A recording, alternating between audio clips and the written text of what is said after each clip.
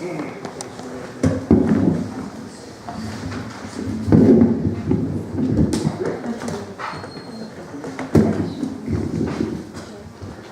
as I said, really happy to be able to support Airlie Press, one of the great Northwest presses.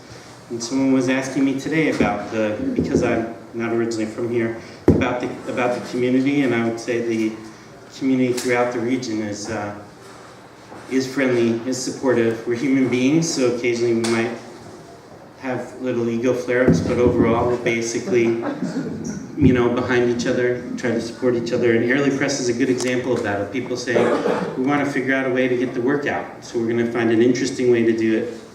And I think it's really interesting what they're doing. So I'm going to read the bio of each reader before they come on. So I'm just going to read one now, and then there'll be another one in just a bit. So we're going to begin with Karen, poet and translator and professor of French at the University of Oregon. Her book, Skein of Light, was a finalist for the Eric Hoffer Book Award for Poetry. She's the author of the chapbook, Sketching Elise. Is that the one that is here tonight, or is it a different one? Sketching Elise is here for sale. And of Delft Blue Objects of the World, a book-length translation of poetic essays by Quebec poet Louise Warren. Her work has appeared in numerous literary journals, and we're very happy to welcome here to Ghost Town Poetry Open Mic, Karen McPherson.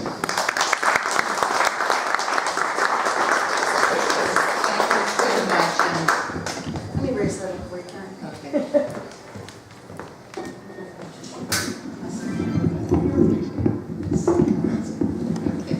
Happy Camille? Is that good? That sound good? Okay. So I really want to thank Christopher and Tony for this amazing series, and we've heard from other Airlie poets about what a pleasure it was to come here. And as we headed up the I-5 corridor in the rain today and thought, where are we going? I'm really excited to be here and see this wonderful crowd and hear the open mic. So thank you so much, and thank you to Leah for the amazing space as well. I have one request, which is please don't clap after every poem. It makes me very nervous. If you could just kind of let them go, and you can clap at the end if you want. I'm going to read a couple of poems from Sketching Elise, which was the chapbook that I published first. I'm going to read several from Skein of Light, which is the Airlie book, and then a couple of new things, because after your book has been out for a year, you continue writing and you always want to read something new as well.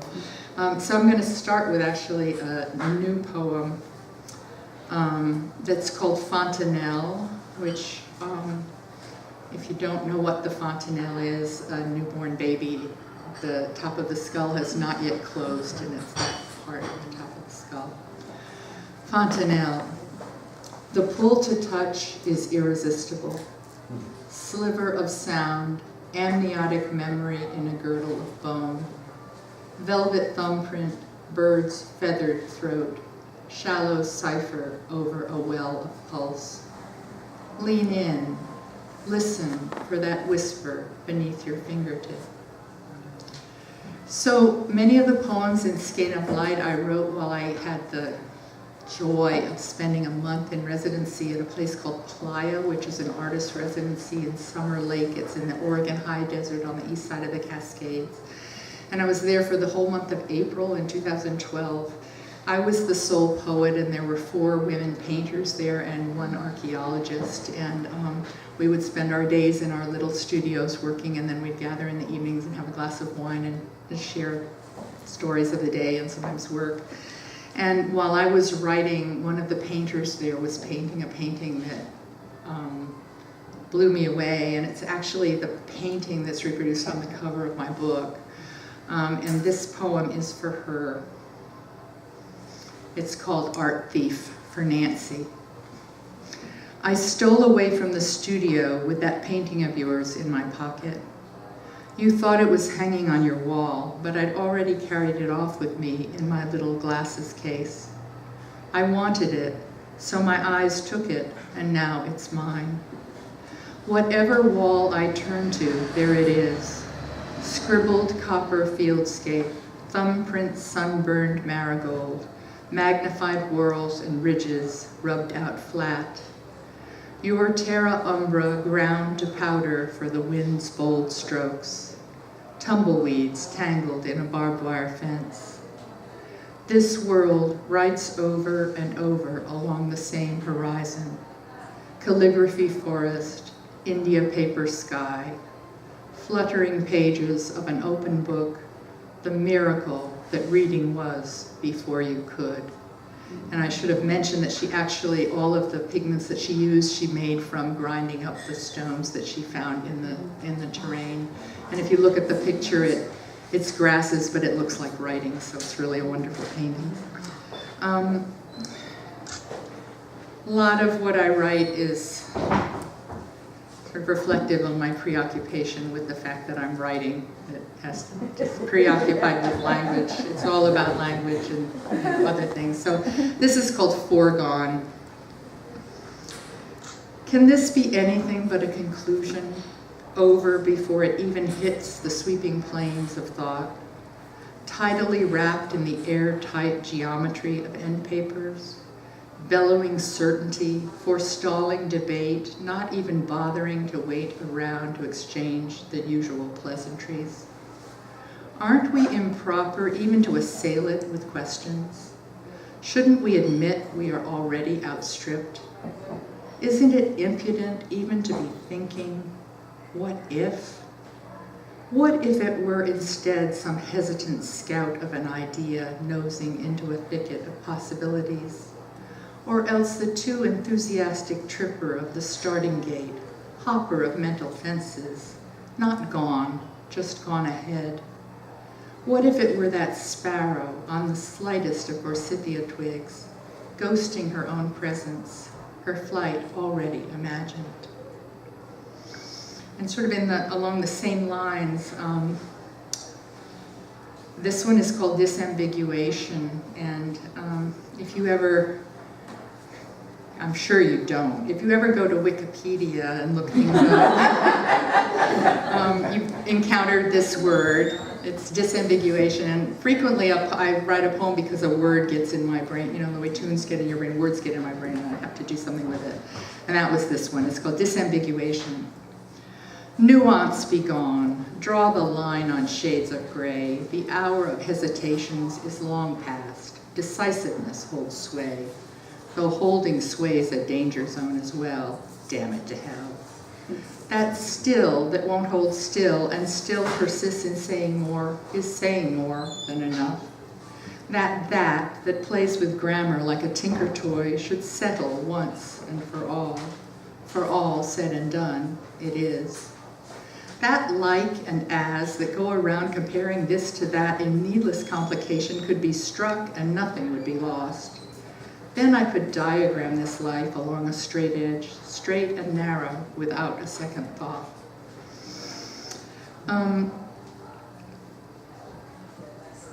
The next one sort of illustrates a little bit the way in which my preoccupation with language was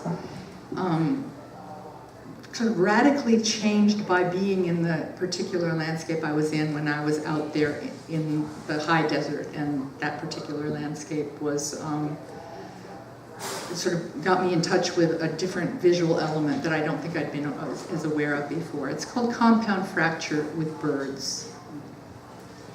The landscape broke first into two independent clauses. One told of grasses sloping under a purple martin's arabesque to an indeterminate line of shore. The other of the lake's shallow burnishing, interrupted by rails waiting in their own reflections. Then the scorched mountain spoke of red birch, wild plum, aspen, where the charcoal totems now stand. The scorched mountain kept fracturing. Harriers stitched the field. Cottontails lie still. This world's sharp bones pierce the skin of seeing. And I've had some fun recently finding ways in which some of the older poems are resonating with some of the newer poems. So I paired that one up with a poem that I wrote this fall, and I'm going to read that one now. It's called Fault Lines.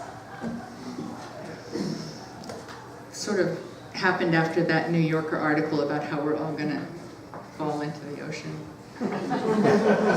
Fault lines.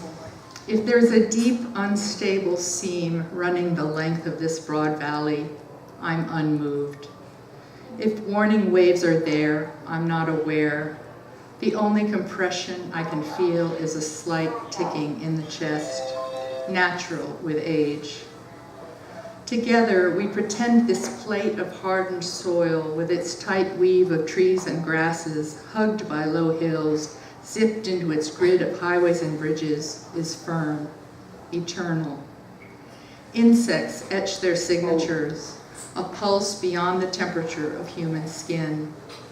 It's over generations we leave prints and map this land into our history.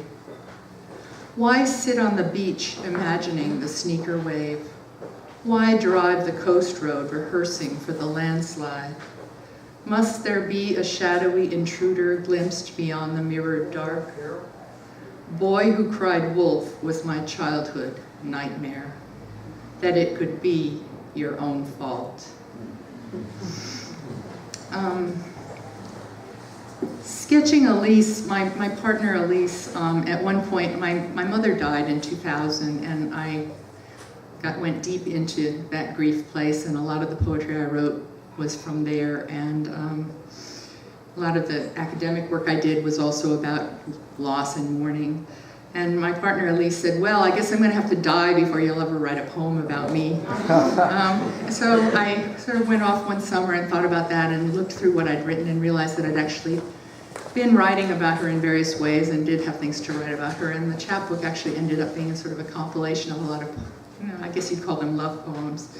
I'm just going to read two of them. The first one's called Packing. Packing.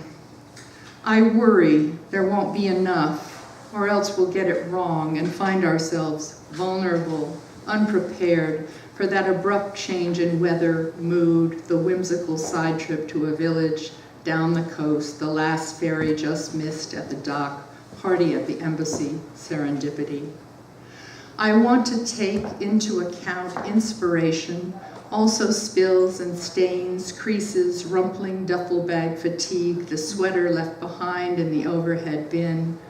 I try to stave off panic. File cards, Xeroxed articles, library books, a dozen pens in Ziploc bags. You believe in light, in traveling without. All you need, a knife, good shoes, a book you'll leave behind in the pensione when you're done. You'll be ready at a moment's notice to fly off in another direction, slip out the back. Your preparation is pairing, planning, then letting go of plans, smaller and smaller satchels, suitcase to knapsack to tiny flight bag, the shirt on your back. You make a litany of what we don't need. I see us floating away, fingers barely touching, unburdened, unmoored. And Elise is actually a midwife, home birth midwife, which is a wonderful thing to be around. And this poem is called Midwife. She and I have been friends since we were in our mid-20s and have been partners since we were almost 50. So we had a long life of friendship before we actually ended up together. Midwife. That first iced-in year, your widowhood endured New Hampshire's longest nights and Oregon's longest days. You learned from the foxes to slip along the forest shadow edge at dusk, nose your way into a root-bound burrow and lick your wounds. You learned to guard your half-orphaned child, both from your dreams and from your waking. The mothering was your survival, but you had an instinct for damage too. There came the bruising year of circular arguments, the shattering year of fists through window panes in a cramped apartment on the Rue Saint-Jacques, the many years of your drowning and your slow ascents to thinner air, only to break the ice and drown again. Today is a gift. You draw the curtains, sit quietly nearby, but not too close. Your touch is light and sure. You are waiting for a miracle that always comes. I'm just going to read three more. This one, this is in Skein of Light, is a poem that took me many years to write. I kept trying to write to, for, about, from my brother, from whom I ended up quite estranged for a long time. And never really got there, I think, until this poem. And I actually wrote this poem, and it made its way to him, not for me directly, and he wrote me a poem back, so it really kind of accomplished something. It's called Both of Us. I wasn't there, you were, and maybe that's the why of it. What I was not holding, what was slipping in that quiet, inhaled moment away from both of us. I'm needing the world to be still, supper times and slippers, your chewed up nails, your penmanship the teacher called appalling, those ever reassuring rituals of our quarreling. I want that time before, again, the day you let me come along behind you single file on that slick log across the Aspetuck, brooks running snowmelt. I loved you in your kingdom like someone's darling. Tiny waterfalls, pastel lichen shells, rainbow mist of dragonflies and coral bells. You promised, and we shared that secret place like a handshake. Now I've been looking west for years whenever you look east. Our children now have children our mother never knew. I don't want to feel what I've been feeling, want to find you in this shimmering we've forgotten, the question I've been afraid to ask. Was I there? Tell me I was there. I'm going to read a poem that sort of came out of a challenge to write about something big. So it's called Plenty of Infinity. Often it's this vortex into which the words are slipping. Panic hums, circling the drain. Mind opens wide its metal jaws, snapping, snapping on nothing, hollow gong. And then how drawn into that pause, I have to wait, though there's no waiting there, until the honeysuckle, lifted suddenly on the slightest breeze, can finally reclaim its name. Usually the incessant chatter of my mind's breath keeps the clocks ticking, counters counting, recounting, though sometimes time pleats those moments and I drift into the intervening spaces, music winding its silken ribbon through the ear and down the ivory pillar of the spine.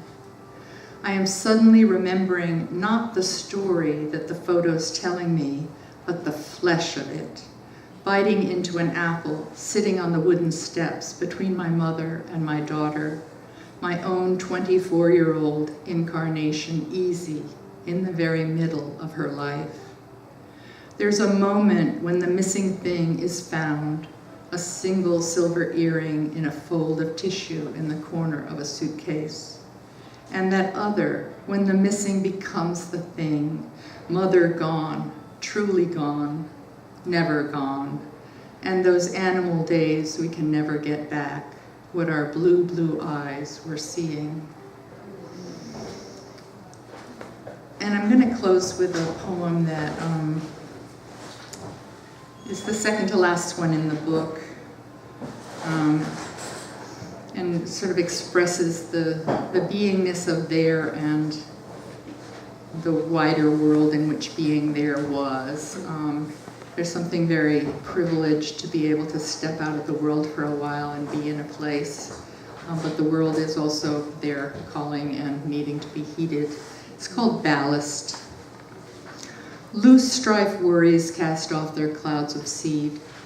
News from away, alarming how unprepared I am for this disturbance to the meadow. Losses, heavy pennies. I gather myself in, siphon off gray water, these scorched forests, dwindling summers. Out on the shallow lake, we're riding low. Furiously, I haul in every trick of light and birdsong I can net to keep afloat. And thank you. The books are there.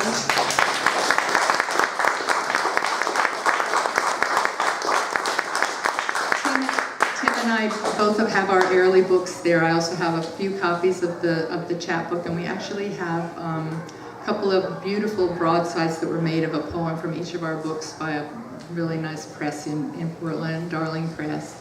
And we'd also love to talk to you about Airlie afterwards if you want to hear about the wonders of being in a collective editorial. So thank you for listening.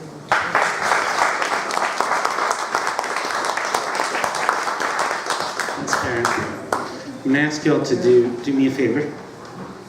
Pull your phone out and silence it or turn it all the way off. And I'm going to do it with mine too. Mine was in some kind of state of almost being on or something. It'll just take us a moment. We can take a breath and digest what we just heard and make sure that everything is quiet enough for our second reading.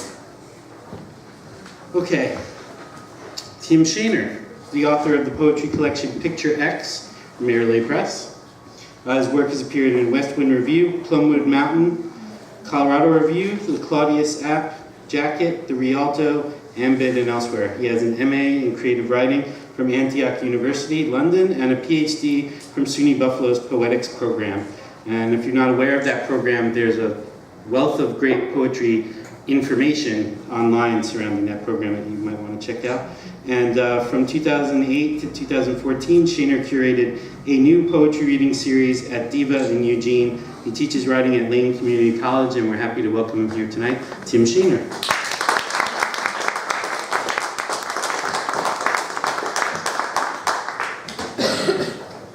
Thank you to Christopher, I'm so bad with names, and Tony, and everybody else out there whose names I haven't learned yet, so I don't have to worry about remembering them or forgetting them. It's great to read up here in Vancouver. You know, I've never read in Canada before, and it's great to be here, fellow Canadians. I used to live in Buffalo, right across the Niagara River from Canada, and occasionally we would escape up there just to get a little break from good old USA. You know? Is this? Can everybody hear me all right? I'm going to raise it up just a hair. Okay. I was thinking of taking it out, you know, and then spinning around like Roger Daltrey or Who or something, you know, or then take it up, you know, then stand and be a little rock star. I don't think it would work though. I don't think I could pull that off. Thanks very much. So I'm going to read some poems from Picture X. The first section is called Nature Walks.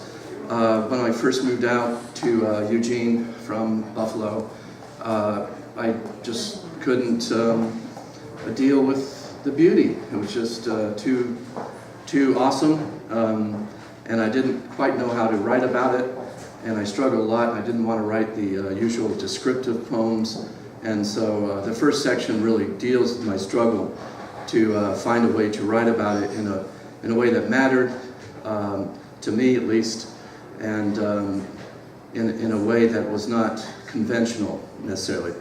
Buffalo is the Poetics program in Buffalo is dedicated to experimental writing, and so I just couldn't write the usual poems.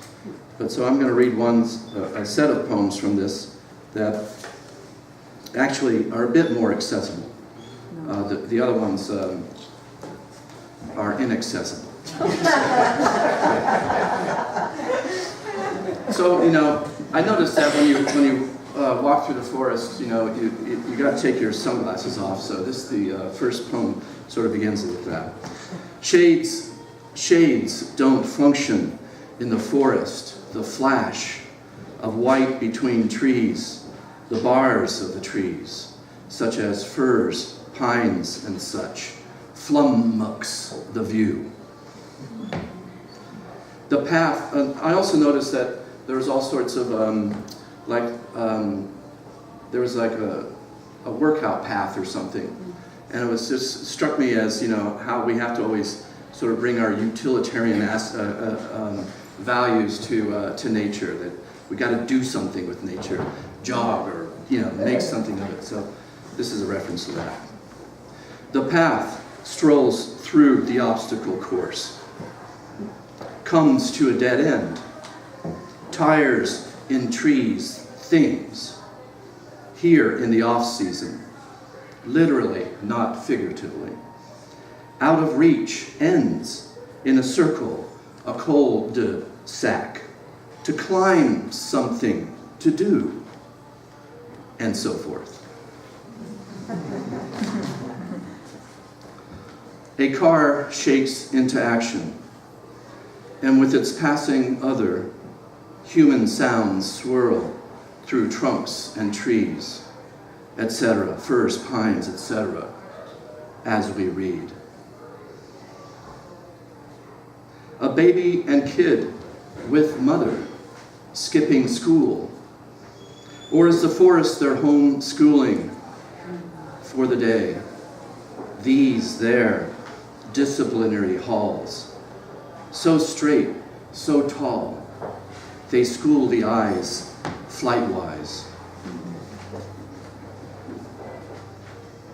I was struck by how a lot of the trees or the branches suggested letters, and so this one comes from that. Y notes the Y-shaped tree, the roaring over heads. And lastly, from this particular series, I don't hug it, but run my hands across along it. Now, I'd like to read, I decided, because it's so hard to figure out what poems to read and what not to read just the first two poems of the second section, which is called Shell Dwellers, and the first two poems and the last two poems of this section. And let me just say that these poems, they look like sonnets, so let's just call them sonnets, all right? And the idea was to approach the form as a kind of shell in which I just stuffed lines. And so, you know, I wasn't worried about coherency. I wasn't worried about unity. I just sort of stuffed lines in there and, you know, whenever a line came to me, I'd rush to the computer and I'd type it out. So these poems just fly all over the place. They're schizophrenic, you know? So please resist the tyranny of meaning.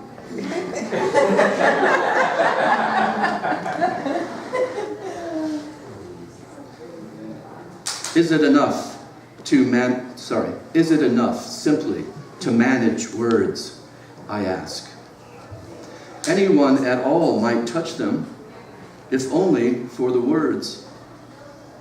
Words are anywhere, but here they remain relatively concrete or capable of sitting still. You can put your happy finger on and or in, not within them, and feel them wiggling with content. Stability stands, or I prefer it seated. Starkly at odds, an oddball, a strange S. Furthermore, due to budgetary constraints, description has been capped. Disillusionment is forthwith guaranteed for those banking on code. Get over it. I'm sticking to the backdrop and can't pull free, yet I assert my positive feelings. What's there to add to this clear cut anyhow, and all that besides? The trees up the street, some marked for clearance, have their own communicative action committee, or CAC. The light has been copyrighted and belongs to the highest bidder. Those below will grow stunted or adapt accordingly. Some thrive on the ground, produce deep cover. Some crawl the walls, spiraling up toward the sun on distended wings, where they wilt from exposure or intoxication, Twinkies, plop, or gangbang. That's my sort of take on, what is it, Eliot's poem, you know, this is the way the world ends, sort of thing. But I was, you know, with Twinkies, I was thinking of the Harvey Milk in the case made against Harvey Milk. The guy was high on Twinkies, so he had to kill him. So, anyway, do you know that story? Yeah, okay. Now, some of these poems, well, a lot of these poems were written when the Bush-Cheney thugs were in office, and so a lot of these poems were kind of, you know, I was thinking, to what extent when writing nature, do we escape from these political issues? And I didn't want to do that.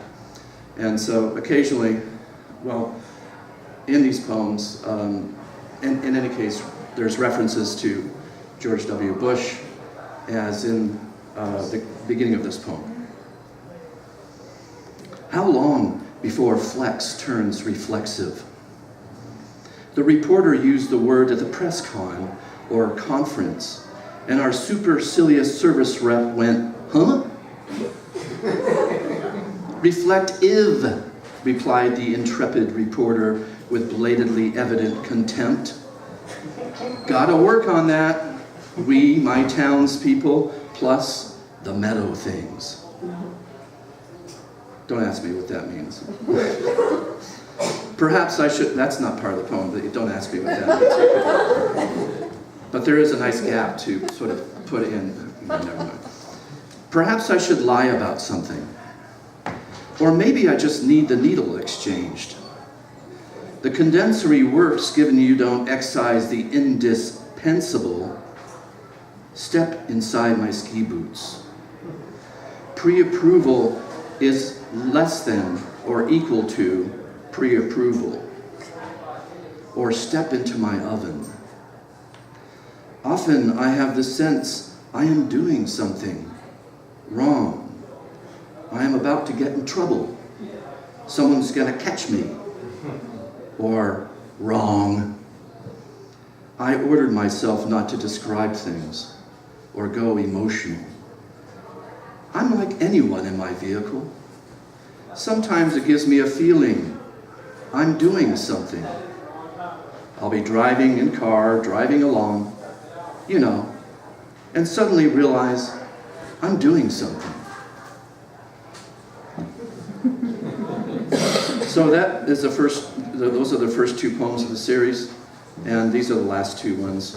And, you know, given that there's this theme of water, I found it only appropriate that, you know, it turns out that there's water in a kind of form at the very end of this poem. Also, you know, I lived in London for 3 years, and on Speaker's Corner, if anybody's been there, you know, everybody gets up on their soapbox and rattles on and everything. Well, there's often hecklers in the crowd, and I'm glad that nobody's heckling so far. But at one time, this heckler attacked this guy that was giving a speech, and so he told him to take a backward somersault and disappear up his ass. And that, you know, that phrase never left me, and so somehow it worked its way into this poem, you know. Okay. I see nothing but song upon song, one negating the other, like some kind of Hegelian freefall, backward somersaulting up the butthole of history. Happiness slithers behind its velvet curtain, all smiles like it's a dirty in-house joke, or, huh, what? That's, you know, going back to Bush there. That's why I go all nasty, whether in cubicle or at counter or behind the wheel. It's all me, all the time. Swerving here, lurching there, screeching and singing and calling out. This living business, or busyness, gives off the feeling of replay. Whose lines are these coiling off the prompter? Whose greasy elbow leaning on my pleasure key? It's not like I'm not like a total original, you know, a bona fide, one-of-a-kind ghetto superstar or an upside-down snowflake in the Basilitz mode. As a symptom, I'm fighting back warning signs like I'm stuck inside a Jane Fonda cliche. Fondue, anyone? Or say it's a fishing trip with the guys. All of us pre-twilights, popping Flomax as we reel in the trophies. Free at last to pee, as frequently as may be, for the sheer sweet sensation of its splashy reverie. That's the water part, you see.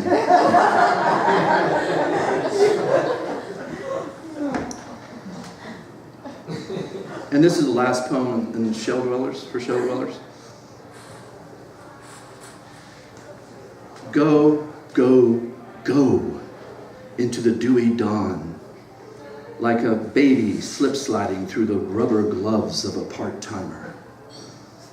For I'm always already a goner, squirting across my own juicy excess in the galaxy of my man-stink, or the waxy way of my own pet newt. It feels right to own a nipple. Amphibian retard. As a kid, I was into salamanders, you know. They're not lizards, but lizard-like, except for their movement, which is slower, more deliberate, and some other particulars like that.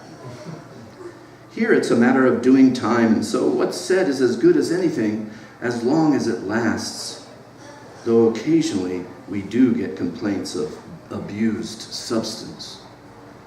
Life is long if you give it away. True, dude, and good quote. Generally speaking, you don't want to quote something mundane that you could easily have said yourself. The burn above is good quote because paraphrasing it would lose the magic of its way it's put. If you sell out and do as you're told, life is like unbearably long. But if you follow your man-stink and stay true to your innards, then life's short as hell.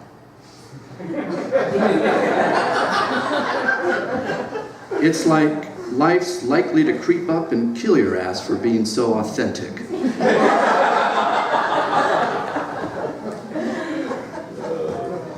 Well, you know, I grade papers all the time, so I talk about quotes to students, you know, when to quote and when not to quote. And so I did my dissertation on poets that wrote on the job or found a way to use their job in their poetry, and so some of this stuff sneaks into my own writing. Okay, I'm going to read the next section, which is a series of short, sort of light poems.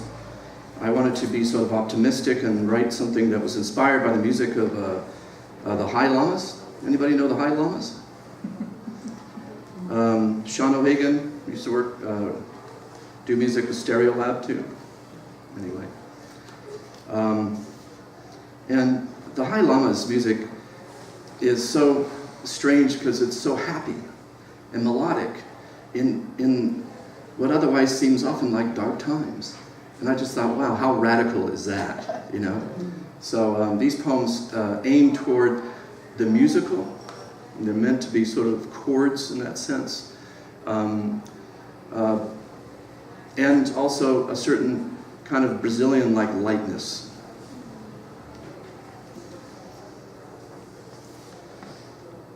Time to retire. Think deserted coves, the protected valleys and alluvial flats, a most sensual haven for those no longer looking. If only everything in life were broadly funnel-shaped, a low, tufted, densely yellowish disc with leafy rays, with reds, pinks, and cream-colored confidence. I was fondling a tangerine, sampling voices from afar, yet close at hand, while those nearby were strumming thick-textured, piquant flavors, prickly as a sweet hereafter. And would you say Fontanelle, the babies? I really see now what a delightful place can do with roundish heads and a soft spot. Enjoy a pair of clear eyes dropped in a green glen, preying on the marbled murrelet. In the hollers of junk DNA, pleasing people the planet over, confident of what a smile can make of moral hazards.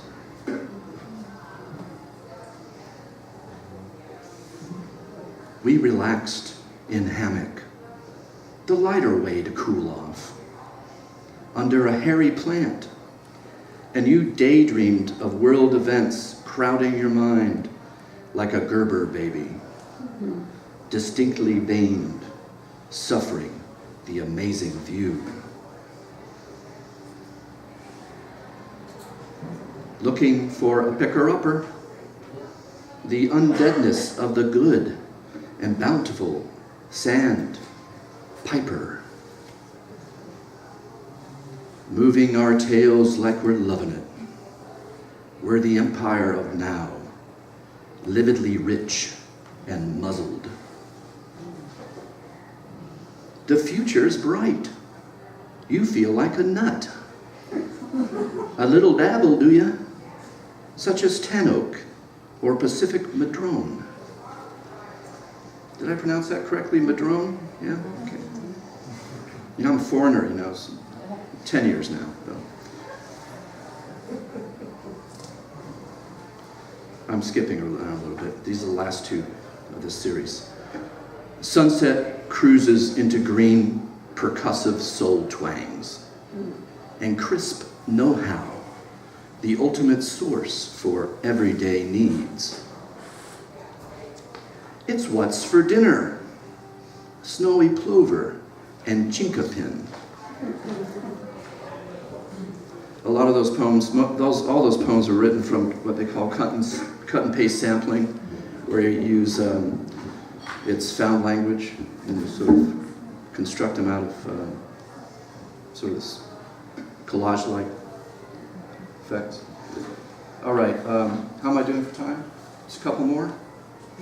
Okay, one somewhat long, one very short. And this one is for Il Duce, which is what they call Mussolini, or in other words, Donald Trump. And it's called Useful Fictions. And it begins with a epigraph from Bruno Latour. And the quote from Latour is this: "In earlier periods, scientists and intellectuals lamented the little money spent on learning, but they never had to witness floods of money spent on unlearning what was already known." Useful Fictions. It's been raining a lot lately in the Sahara. So much so that large swaths of it are becoming fertile. Like whole areas are now lakes and rolling hills of green grass, forest and trees and animal life. Not unlike California, which now too is the land of plenty and other watery accessories. Meanwhile, whales are making a comeback. Some think they may become a nuisance, like the deer population in some residential communities in the USA. How deer cause car accidents and kill people as a result. Stuff like that's reportedly happening now with whales, getting in the way of ocean liners and cargo carriers, bringing the trinkets of free trade up and down the coastline, across the oceans wide, into our easy pockets. Dolphins, by the way, have turned out not to be as smart as people thought they were. Their brains are said to be the size of a chipmunk's, according to a new study out from Yale. But polls show that the vast majority of voters persist in believing that dolphins are smart. Smart like humans.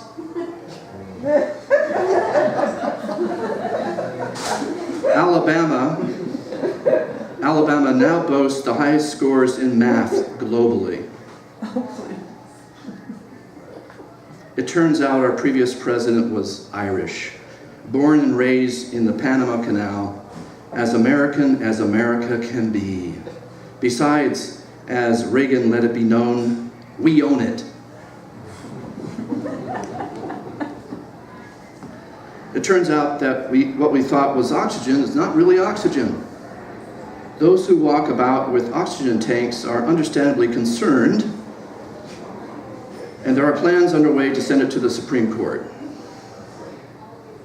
Chipmunks are just the same as ever, chasing after tourists, darting down a trail, stealing Snickers from a candy machine, bolting across the field like some kind of happy hammerhead. Last year, they finally ended poverty, and now everyone lives well above the poverty line.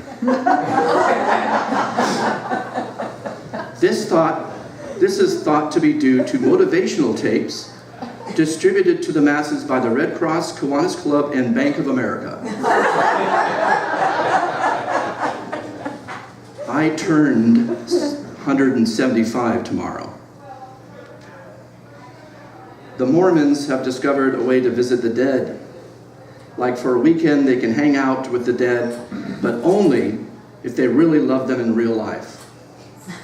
So now there's a sound, logical reason to love, plus a test to come that lets you know if it was for real.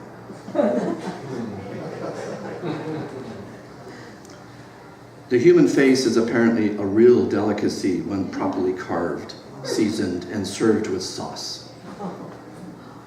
The U.S. Senate is made up entirely of white men, though one of them is a guy who calls himself Jill. Turns out when we die, we're not really